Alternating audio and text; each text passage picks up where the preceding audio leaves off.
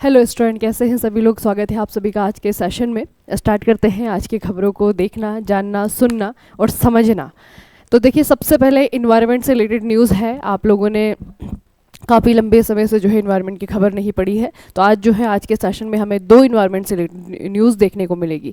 देखिए बच्चे, सबसे पहले है कि वैज्ञानिकों ने हाल ही में उत्तराखंड में एक नए ग्लेशियर की खोज की है जिसका आकार तेजी से बढ़ रहा है और यह ग्लेशियर नीति घाटी में है। ठीक है, कहाँ पर देखने को मिला है ग्लेशियर? ये आपका नीति घाटी में है। ठीक है, तो बेसिकली बच्चे ग्लेशियर क्या है? ग्लेशियर जो है आपका एक ऐसा स्थलाकृति हम कह सकते हैं कि जहाँ पे बर्फ़ जमी हुई है और बर्फ़ बहुत लंबे समय से जमी हुई है और वो जमाव इतना ज़्यादा हो चुका है कि वो जो है अब आपका पहाड़ के जैसे जो है दिखने लगते हैं ना। तो वो जो है वो जो बर्फ़ के बड़े बड़े चट्टानें होती हैं उन्हें जो है आपका क्या कहा जाता है? ग्लेशियर कहा जाता है। ठीक है, तो नीति घाटी में स्थित है जो पहाड़ी राज्य के सबसे उत्तरी क्षेत्र में है, एक सुदूर क्षेत्र है और भारत तिब्बत सीमा के करीब है। ठीक है, तो एक ऐसा ग्लेशियर जो है यह साइंटिस्ट के द्वारा यहाँ पे रिकॉग्नाइज किया गया है जो कि बढ़ रहा है। ठीक है, इसका आकार बहुत तेजी से बढ़ रहा है। अभी तक हम ऐसी खबरें देखते हैं कि ग्लेशियर पिघल रहे हैं ग्लोबल वार्मिंग के कारण, क्लाइमेट चेंज के कारण। ठीक है, अब ये उसके बिल्कुल उलट जो है न्यूज़ है ना, कि ग्लेशियर जो है बढ़ रहा है और बहुत तेजी से बढ़ रहा है। कहाँ पर? उत्तराखंड में। उत्तराखंड में एक वैली है जिसे कहा जाता है नीति वैली या फिर नीति घाटी। ठीक है, लगभग 10 किलोमीटर की लंबाई में फैला यह नया ग्लेशियर, जिसका नाम अभी तक नहीं रखा गया है, रेडोल्फ और रिकाना ग्लेशियर के समीप स्थित है और लगभग 48 वर्ग किलोमीटर में फैला हुआ है।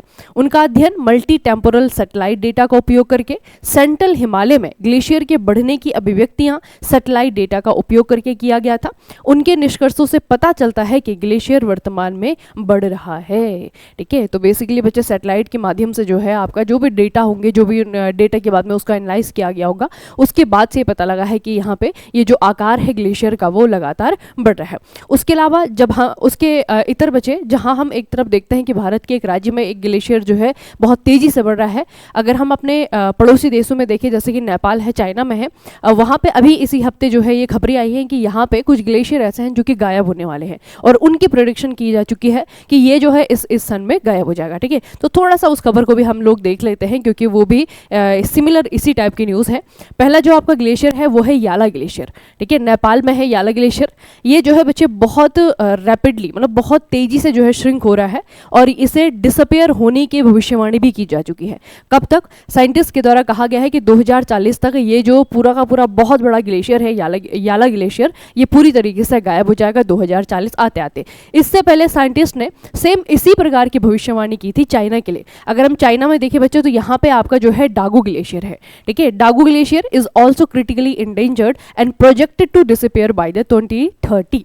तो इस तरीके से जो है दोनों ही एक दूसरे की बिल्कुल अपोजिट जो है न्यूज़ है। ठीक है, उत्तराखंड का जो ये नीति घाटी में जो ग्लेशियर पाया गया है ये बहुत तेजी से जो है बढ़ रहा है और दूसरी तरफ हम देखते हैं कि नेपाल में जो याला ग्लेशियर है और जो चाइना का जो डागू ग्लेशियर है ये जो है आपका गायब होने वाले हैं और साइंटिस्ट के द्वारा ये भविष्यवाणी की गई है कि ये जो है 2040 में और जो आपका चाइना वाला है वो 2030 तक बिल्कुल खत्म हो जाएंगे, गायब हो जाएंगे। ठीक है, हालांकि बच्चे अगर हम दोनों न्यूज़ को कंपेयर करें तो ये नहीं है कि जिस रेट से ग्लेशियर बढ़ रहे हैं उसी रेट से जो है आपका जिस रेट से ग्लेशियर खत्म हो रहे हैं उसी रेट से ग्लेशियर बढ़ भी रहे हैं। ये तो एक कह सकते हैं कि रियर घटना है जो कि यहाँ पे देखने को मिली है। ठीक है, नहीं तो अत्यधिक जो अधिकांश जो आपके ग्लेशियर हैं, मतलब मैक्सिमम जो ग्लेशियर्स हैं वो आपके पिघल ही रहे हैं। ठीक है, तो वो जो है आप लोग न्यूज़ देख सकते हैं कि दोनों की जो है अपोजिट एक दूसरे की न्यूज़ है ना। तो दोनों को ही याद रखिएगा। उत्तराखंड में नीति घाटी है, यहाँ पे ग्लेशियर है। इस ग्लेशियर का नाम नहीं है। ठीक है, इस ग्लेशियर का नाम नहीं है, बस अभी हो सकता है कि ये जो है अभी फॉर्मेशन के स्टेज में हो।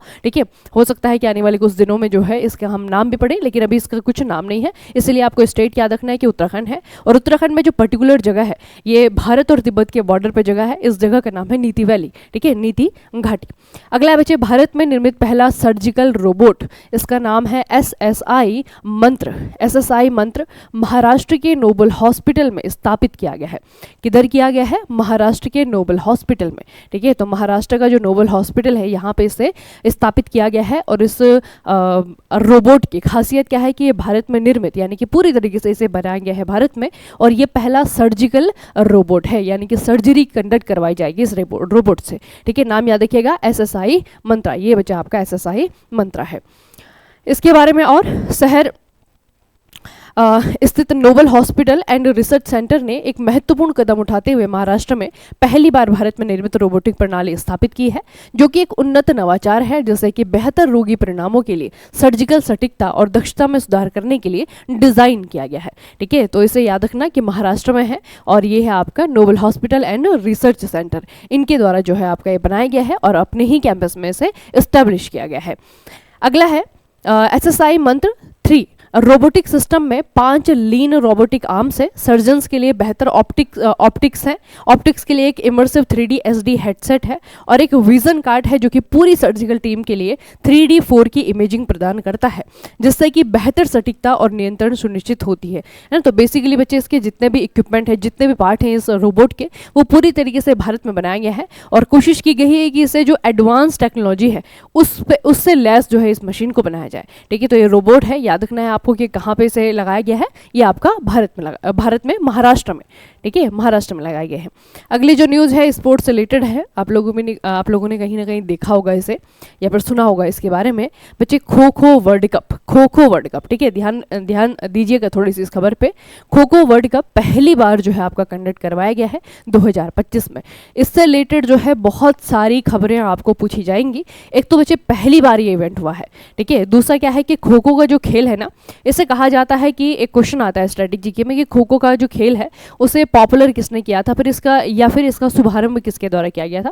तो इसमें बाल गंगाधर तिलक का नाम आता है, ठीक है, जो कि हिस्टोरियन है, इंडियन हिस्ट्री में आप लोग उनका नाम पढ़ते हैं। ठीक है, तो थोड़ा सा इस खेल के बारे में याद रखिएगा, क्योंकि खो खो जो है आपका, खो खो हो गया, कबड्डी हो गया, ये जो है जो भारतीय उपमहाद्वीप है वहां पर खेले जाने वाले खेल है ना। ये ऐसा नहीं है कि ब्रिटिशर्स जो है हमारे देश में लेकर के आए थे, है ना। भारतीय उपमहाद्वीप से ही जो है जन्मे हुए खेल हैं। शतरंज हो गया, कबड्डी हो गया, खो खो हो गया, और यहीं के जो लोग हैं वो इन खेलों में अधिकतर जो है पारंगत होते हैं। मास्टरी जो है इन लोगों ने की होती है ना।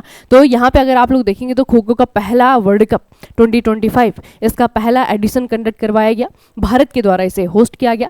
इसका वेन्यू जो है आपका नई दिल्ली में था, इंदिरा गांधी स्टेडियम नई दिल्ली इसका वेन्यू था, और डेट थी 13 से 19 जनवरी तक। ठीक है, ये जो है इस टाइम पीरियड पे आपका ये टूर्नामेंट चला है। उसके बाद है winner men's and women's category. बच्चे एक तो पहली बार ये 3 दृष्टिकोण से ये वाली न्यूज़ हमारे लिए इंपॉर्टेंट है। एक तो पहली बार ही चैंपियनशिप हुआ है, दूसरा कि भारत के द्वारा इस चैंपियनशिप को होस्ट किया गया है, और तीसरी न्यूज़ ये कि इसमें जो लड़कियों की टीम थी और जो लड़कों की टीम थी, मेंस और वुमेन्स दोनों में ही जो है भारत जीता है। ठीक है, तो 3 दृष्टिकोण से जो है ये खबरें हमारे लिए इंपॉर्टेंट है। ठीक है, तो इसके बारे में जितना बताऊंगी बच्चे सारे का सारा याद रखना। ठीक है, पहला एडिशन है, इस वेन्यू भी आपको याद रखनी है, और 13 से लेकर के 19 जनवरी 2025 तक ये आपका कंडक्ट करवाया गया। ठीक है, और जो वुमेन्स कैटेगरी में है वो इंडिया की टीम जीती है, जो मेंस कैटेगरी है उसमें भी आपका इंडिया की टीम जीती है। ठीक है, फिर हम अगर रनर अप की बात करते हैं कि किसे हराया है, तो जो runner up men's and women's category में जो है आपका नेपाल ही रहा बच्चे, और लड़कियों की टीम ने भी नेपाल की टीम को हराया फाइनल में, लड़कों की टीम ने भी नेपाल की टीम को हराया फाइनल में। ठीक है, तो विनर भी आपका दोनों जगह एक ही है, सेम है इंडिया, और रनर अप भी जो है आपका दोनों जगह सेम है इंडिया। उसके बाद जो है आपका दोनों ही टीम के बच्चे कैप्टन का नाम जरूर याद रखिएगा। जो इंडिया वुमेन्स टीम की कैप्टन थी इनका नाम है प्रियंका इंगले। ठीक है, और जो मेंस टीम की, इंडियन मेंस टीम के जो कैप्टन थे उनका नाम है प्रतीक वाइकर। ठीक है, तो दोनों का नाम याद रखिएगा। उसके बाद जो है आपको पूछा जाएगा कि 2025 में जो खो खो वर्ल्ड कप हुआ था इसके शुभंकर क्या रखे गए थे। ठीक है, इसके मैस्कट क्या रखे गए थे, तो यहाँ पे बच्चे आपके 2 मैस्कट है, तारा और तेजस। यहाँ पे क्योंकि आप लोग देख रहे हैं कि कैटेगरी दोनों है, अधिकतर हम लोग जो है अलग अलग कैटेगरी में देखते हैं ना, कि अगर हम देखें कि जैसे फुटबॉल का होता है या फिर क्रिकेट का होता है, तो लड़कियों का क्रिकेट वर्ल्ड कप अलग है, लड़कों का क्रिकेट वर्ल्ड कप अलग होता है ना। तो लेकिन यहाँ पे क्या है, खो खो का जो वर्ल्ड कप है यहाँ पे दोनों ही कैटेगरी जो है आपके साथ में करवाई गई थी, मेंस कैटेगरी और आपकी वुमेन्स कैटेगरी। ठीक है, तो याद रखना कि मैस्कट भी जो है आपके यहाँ पे 2 थे। ठीक है, एक आपका तारा है, एक आपका तेजस है। ठीक है, तो दोनों का नाम याद रखिएगा। तो बच्चे ये वाली जो न्यूज़ है 101% जो है यहाँ से आपका खबर बनेगी। ठीक है, स्पोर्ट्स से रिलेटेड है, RRBJ का फेवरेट टॉपिक भी है स्पोर्ट्स, ज़रूर पूछता है यहाँ से क्वेश्चन। ठीक है, तो इसको याद रखिएगा। अगली जो आपकी न्यूज़ है ये इंटरनेशनल न्यूज़ है और थोड़ी सी अनोखी सी न्यूज़ है बच्चे। न्यूज़ है कि नियोजित वाणिज्यिक यात्राओं के कारण संभावित लूटपाट और विनाश की आशंकाओं के कारण चंद्रमा मून की बात हो रही है, ठीक है। चंद्रमा को खतरे में पड़ी विरासत स्थलों की सूची में रखा गया है।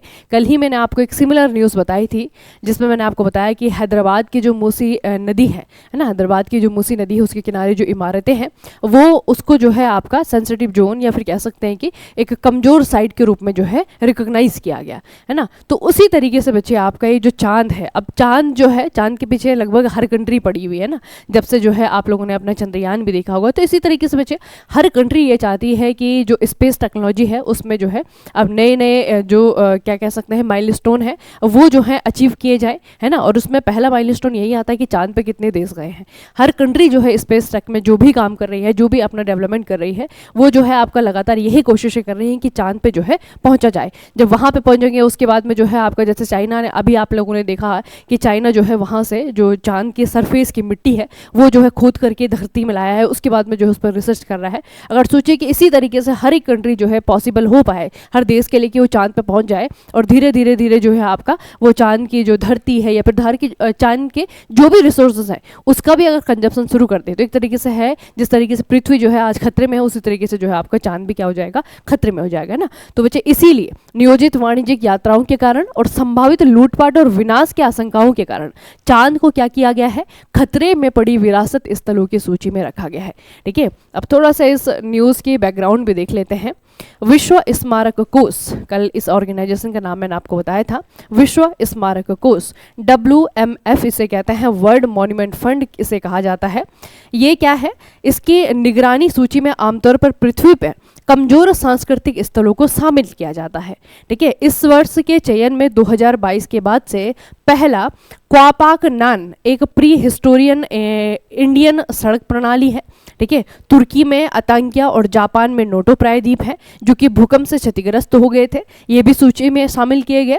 चंद्रमा को 25 स्थलों में शामिल किया गया है क्योंकि तेजी से बढ़ती चंद्र गतिविधियों के बीच में जोखिम में बढ़ रहा है। यानी कि ये जो आपका साइट है, अधिकतर बच्चे जो है आपका WMF है ना, ये सिर्फ जो पृथ्वी में जो साइट्स है ना, पृथ्वी में जो साइट्स है चाहे वो कल्चरली डैमेज हो रहा हो या फिर जो है जो इन्वायरमेंट की दृष्टि से अगर वहाँ पे खतरा हो, है ना, तो अगर किसी वजह से कोई एक साइट, कोई एक स्थल ऐसा है जो कि खतरे में है, जो कि कमज़ोर कह सकते हैं कि कमज़ोर स्थिति में है, उसको जो है प्रोटेक्ट करने के लिए जो है आपका WMF क्या करता है, एक लिस्ट बनाता है, ठीक है। तो इसे थोड़ा सा याद रखिएगा कि ये जो है चांद पहली बार ऐसा हुआ है कि पृथ्वी से बाहर की किसी चीज़ को जो है इस लिस्ट में रखा गया है, ठीक है। तो याद रखिएगा इसके बारे में। 25 साइट्स में से एक था आपका मून, ठीक है। टोटल जो है 25 साइट्स की जो है एक लिस्ट निकाली गई थी, उन 25 साइट्स में से एक जो है आपका मून भी रखा गया था, ठीक है। तो ये है आपका WMF, वर्ल्ड मॉन्यूमेंट फंड। अगली न्यूज़ भी आपकी इन्वायरमेंट से रिलेटेड है। केंद्र सरकार ने जानवरों के इलाज में इस्तेमाल होने वाली दवा निमेसुलॉइड, याद रखना बच्चे, ठीक है, ये जो है एक ड्रग है, एक दवाई है, इस पर बैन लगा दिया गया है। अब आपको पूछा जाएगा कि निमेसुलाइड पर बैन क्यों लगाया गया है, ये कौन से जानवर के लिए हार्मफुल थी, ठीक है। तो ये जो दवाई है बच्चे गिद्धों पर जहरीला प्रभाव डाल रही थी, ठीक है, इसलिए गिद्धों को बचाने के लिए स्वास्थ्य और परिवार कल्याण मंत्रालय के द्वारा इस दवाई पे, इस ड्रग पे बैन लगाया गया है। निमेसुलाइड गिद्धों पर डाइक्लोफेनॉक के समान ही जहरीला प्रभाव डाल रही थी, ठीक है।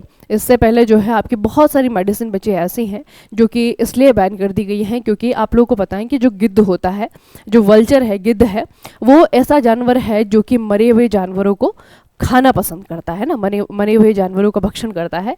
तो जो जानवर मरे हुए हैं या फिर वो किसी बीमारी से अगर ग्रस्त हैं और उस जानवर का जो है बीमारी के कारण उसको अगर इलाज दिया जा रहा था, उपचार दिया जा रहा था, उपचार के लिए अगर उससे दवाइयाँ दी जा रही थी, तो वैसी बात है कि उन दवाइयों की जो मात्रा है वो उन जानवरों के शरीर में होगी, है ना। और जब वो जानवर मर जाएंगे उसके बाद में उसका कंजप्शन जो है गिद्धों के द्वारा किया जाएगा, तो वो दवाइयाँ जो हैं वो इनडायरेक्टली जाएंगी गिद्धों के शरीर में, है ना। और वो दवाइयाँ बचे, वो जो जानवर था जिसका उपचार किया जा रहा था, जिसका ट्रीटमेंट किया जा रहा था, उसके लिए तो वो दवाई हार्मफुल नहीं थी, लेकिन वो दवाई जो है आपके गिद्धों के लिए हार्मफुल साबित हो रही थी, है ना। तो इस तरीके से जो है बहुत सारे जो है ऐसे एलिमेंट है हमारे, आप अगर देखें जैसे कि आपके फर्टिलाइजर भी होते हैं बहुत सारे, या फिर इस प्रकार की जो है दवाइयाँ होती, कीटनाशक होते हैं जो कि उन प्राणियों के लिए तो हार्मफुल नहीं होती हैं, लेकिन गिद्ध जो कि मरा हुआ जो स्कैवेंजर्स इन्हें कहते हैं ना, जो कि मांस खाना पसंद करते हैं, वो भी सड़ा गला मांस खाना पसंद करते हैं ना।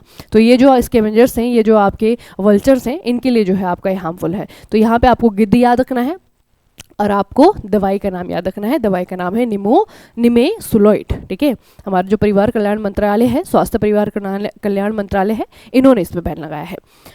निमेसुलाइड का इस्तेमाल करने से मृत जानवरों के मांस को खाने वाले दूसरे पक्षियों और जानवरों पर भी दुष्प्रभाव पड़ता है। ठीक है, तो ये थोड़ा सा याद रखिएगा कि इसमें गिद्ध नहीं है। हालांकि गिद्ध बच्चे सेंसिटिव थोड़ा सा आपका बर्ड है, ठीक है, क्योंकि इसकी संख्या में बहुत तेजी से गिरावट जो है भारत में आई है ना। तो इसको बचाने के लिए जो है आपका अभी कुछ ही एक साल से जो है आप लगातार एक न्यूज़ पढ़ रहे हैं कि महाराजागंज, जहाँ पर की जो एशियन किंग वल्चर है, जो एशियाई गिद्ध है, उसको बचाने के लिए संरक्षण केंद्र खोला गया है। और ये हमारा भारत का भी, एशिया का भी पहला गिद्ध संरक्षण केंद्र है, जो कि यूपी में खोला गया है ना। तो गिद्धों को बचाने के लिए लगातार जो है भारत की सरकारें या फिर राज्य सरकारें काम कर रही हैं, क्योंकि एक सेंसिटिव बच्चे आपका ये है ना, सेंसिटिव स्थिति में जो है गिद्ध पहुंच गया है। और गिद्ध जो है हमारे इकोसिस्टम के लिए बहुत इंपॉर्टेंट जानवर है ना, क्योंकि उस लेवल पे जब आप खाद्य श्रृंखला पढ़ते हैं ना, तो खाद्य श्रृंखला में बच्चे जो सबसे टॉप का ट्रॉपिक लेवल होता है, जो पोषी स्तर होता है, वहाँ पे जो है बहुत कम जानवर होते हैं, है ना। तो उन जानवरों को बचाना बहुत ज़्यादा ज़रूरी है। और ये जो गिद्ध आता है वो पोषी स्तर के सबसे ऊंचे वाले लेवल पे आता है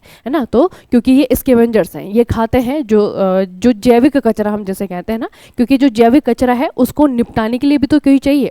एक तो बच्चे आपका वो वाला वेस्ट जो कि हमने बनाया हुआ है प्लास्टिक, है ना, वो तो आपका जो है उसको सालों या फिर बहुत सारे साल लग जाएंगे उसको खत्म होने में, उसका अपघटन होने में। लेकिन जो आपका जैविक कचरा है, जैविक कचरा का मतलब क्या है, जैसे कि सड़े गले सब्जियां हैं, सड़े गले मांस है, इंसान का मांस है, जानवरों का मांस है, उन चीज़ों को जो है धरती से अपघटित करने के लिए जिन चीज़ों का हम लोग फ़ायदा लेते हैं, जैसे कि आपकी बैक्टीरिया हो गए, वो हमारे लिए कितने इंपॉर्टेंट है ना। आज जो है जैसे आपका एक सब्जी का छिलका है या फिर फल का छिलका है, तो आप अगर उसे ज़मीन में छोड़ेंगे तो 2-3 दिन बाद आप देखेंगे तो डिके होना शुरू हो जाता है, कुछ दिन बाद वो गायब हो जाएगा वहाँ से, है ना। तो सोचिए बच्चे कि अगर वो बैक्टीरिया नहीं होंगे, अगर इस तरीके के जानवर नहीं होंगे, तो फिर वो जो आपका जिस तरीके से प्लास्टिक के बड़े बड़े जो है ये पहाड़ बने हुए हैं, हमने बनाए हुए हैं, उसी तरीके से जो है आपको इस तरीके से जो जैविक कचरा होता है, अगर वो भी अपघटित नहीं होगा तो फिर क्या होगा, वो पहाड़ जो है हमें जैविक कचरे के भी देखने को मिलेंगे, है ना। तो जो कचरा है वो एक्चुअल में कचरा है बच्चे, जो जैविक है वो भी कचरा है और जो आपका अजैविक है वो भी कचरा है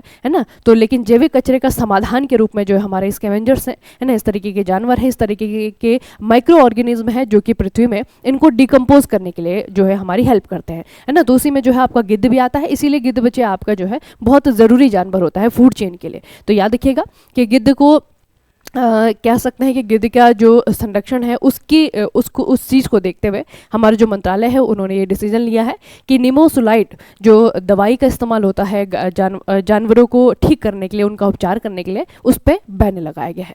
ठीक है, अगली जो आपकी न्यूज़ है अपॉइंटमेंट से रिलेटेड है। ज्ञानेंद्र प्रताप सिंह जी का नाम आपको याद रखना है, क्योंकि इन्हें सीआरपीएफ का नया महानिदेशक बना दिया गया है। इससे पहले जो है कुलदीप सिंह जो है इस स्थान पर थे। ठीक है, तो ये अपॉइंटमेंट आपको याद रखनी है, ज्ञानेंद्र प्रताप सिंह। उसके अलावा अगर हम सीआरपीएफ की बात करें तो इंग्लिश में इसे सेंट्रल रिजर्व पुलिस फोर्स कहा जाता है, हिंदी में केंद्रीय रिजर्व पुलिस बल कहा जाता है, जो हमारी पैरामिलिट्री फोर्सेज हैं उनमें से जो है आपका एक है। ठीक है, उसके अलावा इसके बारे में ये याद रखना बच्चे कि 1939 में जब ब्रिटिश एरा में इसे बनाया गया था तो इसका नाम सीआरपीएफ नहीं था, इसका नाम था क्राउन रिप्रेजेंटेटिव पुलिस। ठीक है, तो क्राउन रिप्रेजेंटेटिव पुलिस जो है इसके नाम से इसका गठन किया गया था।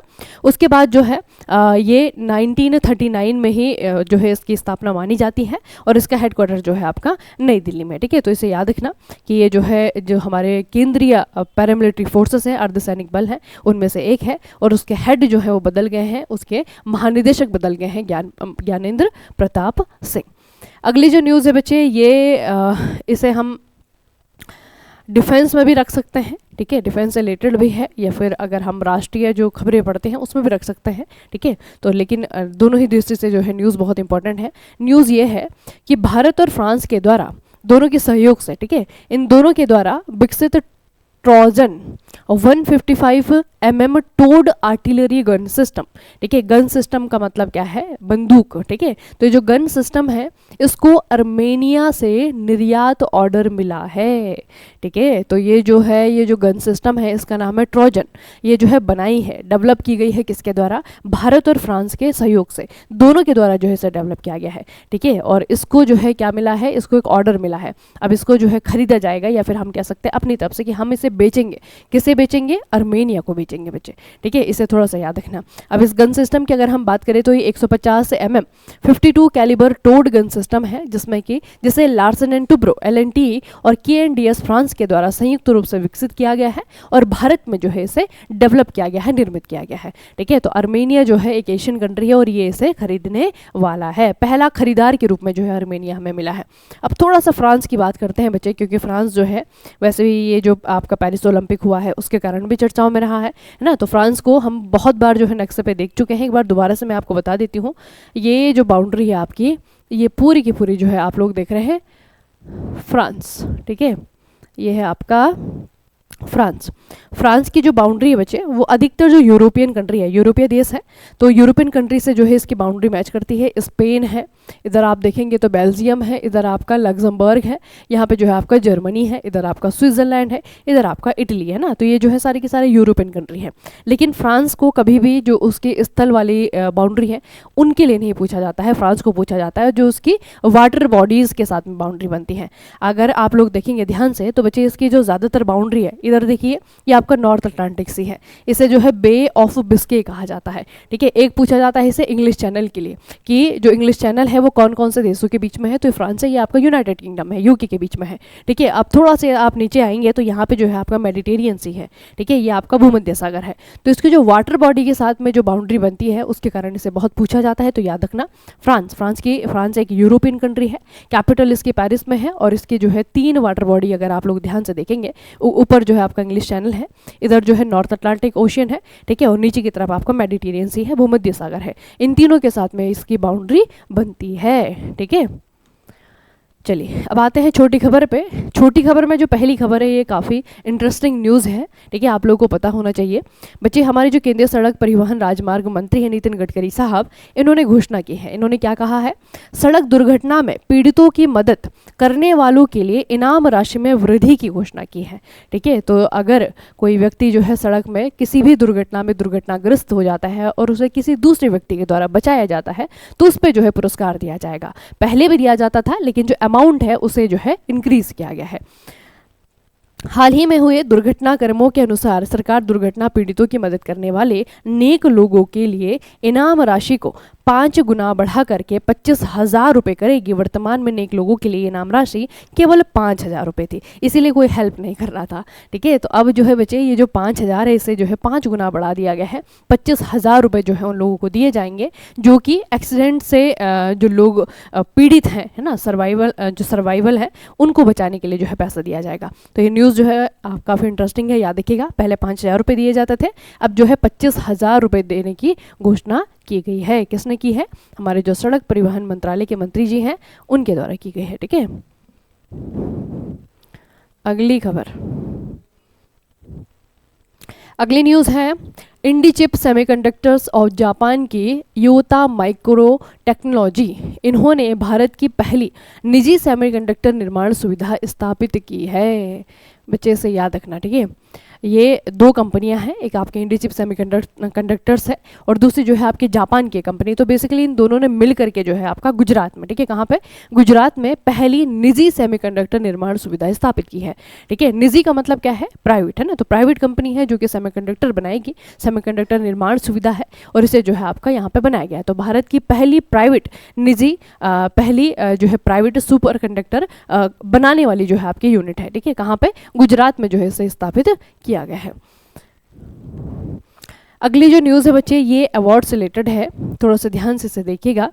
रमन रिसर्च इंस्टीट्यूट में light and matter physics theme की प्रतिष्ठित फैकल्टी सदस्य प्रोफेसर उर्वशी सिन्हा जी को कैम्ब्रिज यूके में bill and Melinda Gates foundation के द्वारा गेट्स कैम्ब्रिज इम्पैक्ट पुरस्कार 2025 से सम्मानित किया गया है। बेसिकली एक पुरस्कार है, पुरस्कार का नाम है गेट्स कैम्ब्रिज इम्पैक्ट पुरस्कार, यूके के द्वारा दिया जाता है, ठीक है। और इस बार जो है आपका ये दिया गया है उर्वशी सिन्हा को, ठीक है। उर्वशी सिन्हा जो है अब ये कार्यरत है रमन रिसर्च इंस्टीट्यूट में, ठीक है। अब थोड़ा सा इनके बारे में देख लेते हैं कि इन्हें क्यों दिया गया है, कहाँ पे इनका कंट्रीब्यूशन है। तो उन्होंने ओपन क्वांटम इंस्टीट्यूट के निर्माण में अग्रणी भूमिका निभाई है, जो कि अपनी तरह का पहला बहुहितधारक संस्थान है जिसे मार्च 2024 में सन में लॉन्च किया जाएगा, ठीक है। ये हो चुका है 2024 में। तो इससे थोड़ा सा याद रखिएगा बच्चे कि क्वांटम फिजिक्स में जो है कंट्रीब्यूशन के लिए या फिर ये जो ऑर्गेनाइजेशन इन्होंने बनाया है इसमें महत्वपूर्ण भूमिका निभाने के लिए इन्हें ये पुरस्कार दिया गया है। तो ये जो पुरस्कार है ये साइंस एंड टेक की क्षेत्र से है, साइंस के क्षेत्र से है, वैज्ञानिकों को दिया जाने वाला पुरस्कार है। ठीक है, तो इन्हें आपको याद रखना है। उर्वशी सिन्हा इनका नाम है और पुरस्कार का नाम भी आपको याद रखना है। इसका नाम है गेट्स कैम्ब्रिज इम्पैक्ट पुरस्कार। ठीक है, 2025। अगली जो छोटी खबर है ये है कि संयुक्त राज्य अमेरिका ने 17 जनवरी 2025 को बेंगलुरु में अपने लंबे समय से प्रतीक्षित वाणिज्य दूतावास का उद्घाटन किया है, जिसकी अध्यक्षता विदेश मंत्री जयशंकर और अमेरिकी राजदूत एरिक ग्रोसिटी के द्वारा की जाएगी। हो चुका है ये। ठीक है, तो बच्चे ये 17 जनवरी को बेंगलुरु में अपने लंबे समय से प्रतीक्षित वाणिज्यिक दूतावास, अमेरिका का वाणिज्यिक दूतावास आपका खोला गया है। पूछा जाएगा कि कहाँ पे खोला गया है, तो बेंगलुरु में से खोला गया है। हालांकि इसने अभी जो है काम करना, ये फंक्शन करना स्टार्ट नहीं किया है, लेकिन इसे जो है ओपन कर दिया गया है बेंगलुरु में। उसके साथ में ही एक और न्यूज़ मैं आपको बता देती हूँ कि 20 जनवरी को डोनाल्ड ट्रंप ने अमेरिका के राष्ट्रपति के रूप में शपथ ले ली है। ठीक है, और वहाँ पे भारत की तरफ से जो रिप्रेजेंटेटिव रहे वो रहे हमारे विदेश मंत्री यानी कि एस जयशंकर साहब। ठीक है, तो ये आपको न्यूज़ याद रखनी है बच्चे। संयुक्त राज्य अमेरिका का ये आपका वाणिज्यिक दूतावास है और इसे बेंगलुरु में खोला गया है। ठीक है, तो ये आपको चीज़ याद रखनी है। जहाँ पे वेन्यू बताया है बेंगलुरु, वो आपको याद रखना है। ठीक है, तो 2 न्यूज़ जो है मैंने आपको इन्वायरमेंट से रिलेटेड बताई हैं। ठीक है, दोनों को ही आपको याद रखना है। इन्वायरमेंट बच्चे बहुत इंपॉर्टेंट टॉपिक है आपके CBT 2 के लिए, RRB CBT 2 के लिए। ठीक है, वहाँ पे जो है इन्वायरमेंट के क्वेश्चन आपको बहुत ज़्यादा देखने को मिलेंगे। हालांकि बहुत ज़्यादा टफ क्वेश्चन नहीं आते हैं, अच्छे क्वेश्चन आते हैं अगर आप लोगों ने अच्छे से जो है इन्वायरमेंट पढ़ा है। और अगर आप लोग इन्वायरमेंट पढ़ना चाहते हैं, कंप्यूटर पढ़ना चाहते हैं CBT 2 के लिए, तो make it easy mechanical mobile application पे जाएंगे। वहाँ पे जो है आपको इन्वायरमेंट कंप्यूटर का अलग सा कोर्स देखने को मिलेगा, जैसे कि आप लोग कर सकते हैं। अभी जो है आपका सारा का सारा जो सिलेबस है वो कंप्लीट है और बहुत जल्दी जो है आपके लाइव सेशन भी स्टार्ट हो जाएंगे MCQ प्रैक्टिस के साथ में। ठीक है, चलिए फिर मिलते हैं कल के सेशन में। तब तक के लिए पढ़ते रहिए, बढ़ते रहिए, अपना खूब सारा ख्याल रखिएगा। आप सभी का बहुत बहुत धन्यवाद।